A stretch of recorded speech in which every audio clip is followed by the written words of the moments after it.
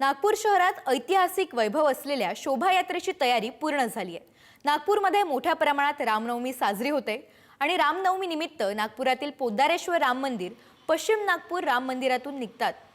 तर पोद्दारेश्वर राम मंदिरात यंदा मंदिराला तब्बल 10,000 नारळांची आकर्षक सजावट करण्यात आली असून या अनोख्या सजावटीमुळे मंदिराचे रूप अधिकच खुलून दिसते।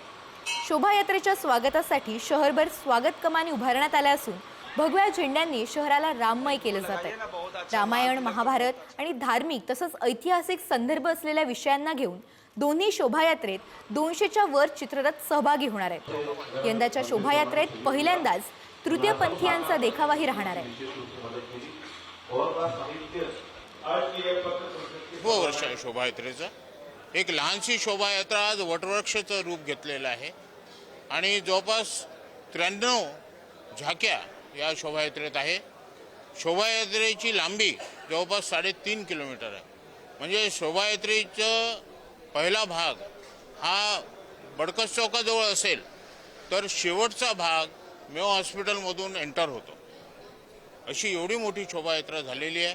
सर्व धर्म समभाव या शोभायात्रेत आपल्याला पाहायला मिळेल। शिकूया AI ची क्रांती, चला करूया MSCIT।